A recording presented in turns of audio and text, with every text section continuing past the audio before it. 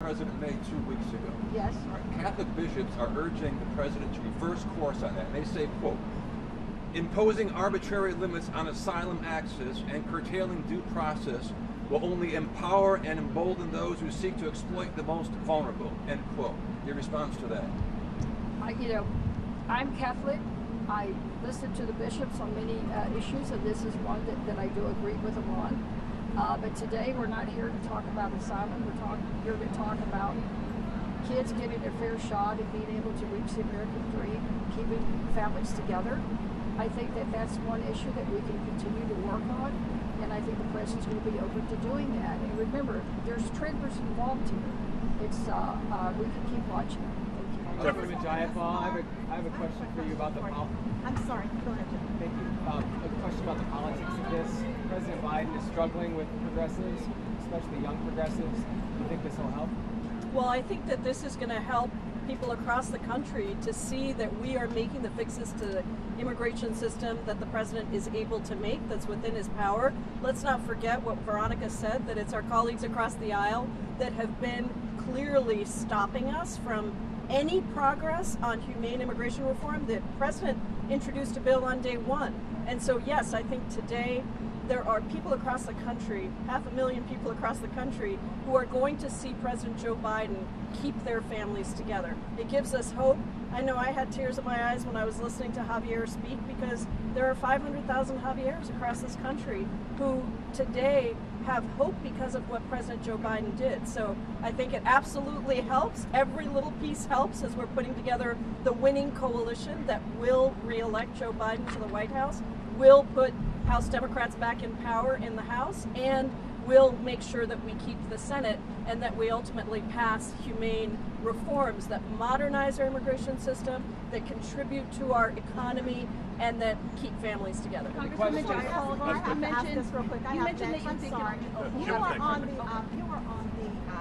NDAA, the committee that is sponsoring NDAA, and I heard you last week talk about families. And of course, we have a large number of immigrants who are in the military.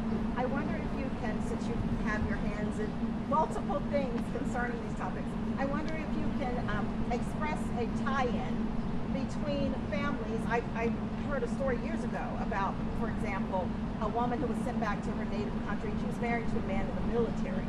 So can you just do a tie-in on the impact of those folks in the military for this change? Yeah, absolutely. So we know that there are U.S. citizens who have married undocumented spouses who are unable to adjust their status because of draconian policies that were passed in the 1990s. And those policies that prevented even a judge from adjudicating the case, even the opportunity for these families to fight their case on a case-by-case basis, those draconian changes basically are keeping families apart, making some families live in the shadows. And we know that some of these families even are members of the United States military. It is a fundamental value in the United States. I believe, we believe, the president believes, to keep our families together. And we know that many of these individuals are incredibly patriotic and want to just fight for a shot for their family members, whether they are a member of the U.S. military or not, and they deserve that shot. They deserve to be able to adjudicate their case. They deserve to be able to plead their case and be given an opportunity on a case-by-case basis. We invest tremendously in the United States military. You mentioned my work on armed services and the NDAA.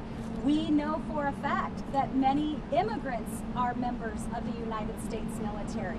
So this is why it's important for Congress to do the right thing and get to work and rectify these injustices. We are all applauding the president's executive order.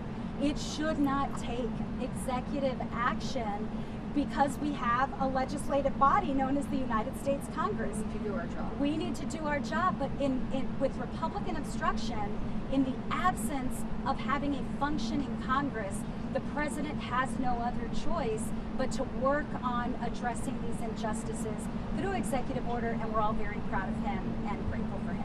And I think that's it. Thank you guys so much. We're gonna